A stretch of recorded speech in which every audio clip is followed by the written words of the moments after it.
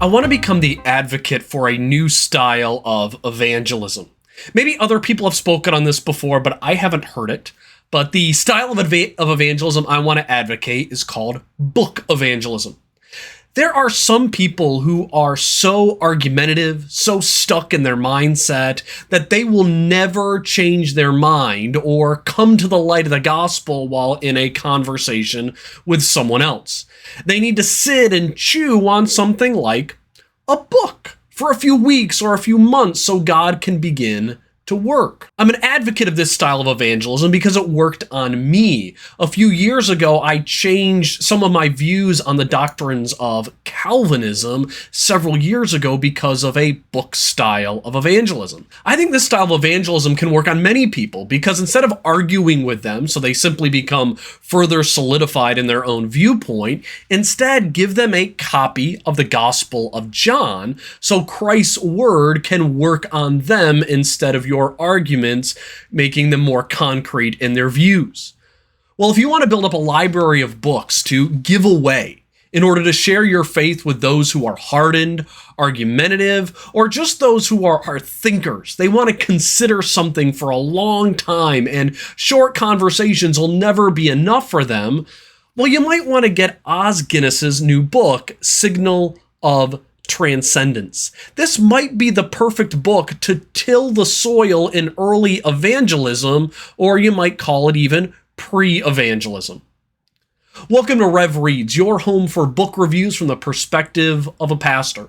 If you're new to the channel and want to discover more engaging and personally challenging books, please subscribe to the channel in order to stay up to date with the most current reviews. And if you're a regular to the channel, please like this video, share it with other people to help them learn about this very important work by Os Guinness. In Signals of Transcendence, Os Guinness comes to the reader with 10 stories of moments in the lives of various people where they had their signal of transcendence. I am one person who loves to hear the stories of people who, when they first had their eyes opened to the reality that there was more to this world than they initially thought, and then to see them discover that that something more was a person, and his name was Jesus. This book was written to tell a person or several people's story of their journey from unbelief to simply considering the concept of belief in God. It's that moment where they discover there must be something more to life than what I can touch and taste and feel. There must be more to me than what will take place between the year when I'm born and the year when I die. Guinness uses these stories to encourage the person who doesn't even want to think on spiritual things to just begin the search. Just consider that there might be something more. Signals of Transcendence are those moments that engage people's minds to ask the all-important questions in life, such as, who in truth are we? Why are we here? What is life all about? And those are the questions that for so many people inevitably draw them to Christ, who is the way, the truth, and the life. Guinness writes about how our problem today in turning this world to Christ are what he terms as weapons of mass distraction.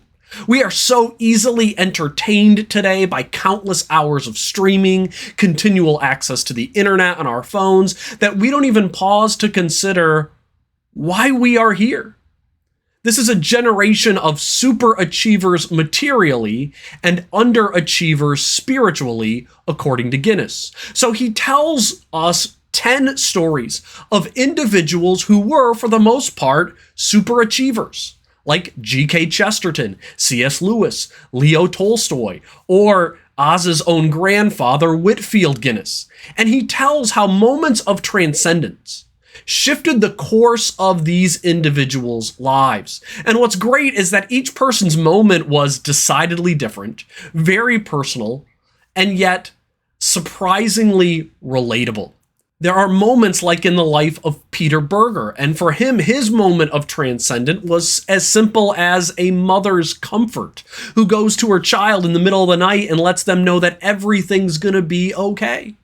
And then you have fashion model Windsor Elliott, and for her, it was coming to the realization that she and everyone else in her life were just playing pretend, with masks on, and no one was truly real. For Tolstoy, his signal of transcendence was the realization that science couldn't answer the questions he needed to ask. As Guinness wrote in that chapter, the brilliance of science lies in its capacity to answer the how questions, but it has nothing to say about the why. So the moments of transcendence range from the common moments of the beauty of a dandelion, to the horrors of war and evil, to the all-surpassing beauty of love.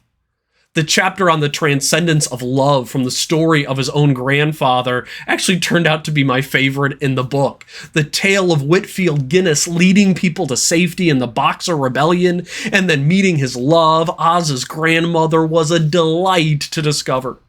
I think there's two groups of people who should read Signals of Transcendence. First, this book should be read by anyone who loves to read the stories of others. So if you love hearing other people tell about how they came to God, what got them started on their spiritual journey, you're going to love this book. A few of the stories might be familiar to you, but Guinness is a really good writer, so it was a joy to read them coming from his perspective. Second, and most important of all, this book is a must-read for those who are victims of this world's weapons of mass destruction. Those people who are just living for the next content drop online. Those whose lives are stuffed with so much busyness today that they couldn't possibly consider eternity. This book is really for them. It's short. It's well written, so it won't be a burden to read in the midst of all the busyness. The only issue is that those who are suffering as casualties of the weapons of mass destruction, they're probably not going to pick this book up on their own, and they're going to need you to hand it to them and encourage them to read it. But these stories just might be the signal they need to begin to consider the greatest questions in history. So if you've had a hard time trying to reach someone who just wants to argue with you and doesn't want to consider, someone who is so busy that they won't even take the time to talk, maybe hand them a copy of Signals of Transcendence. And it could be just the ticket to push through all those distractions so they can begin to consider that maybe, just maybe, there is something more. And that something more is a person who is more. And that person's name is Jesus.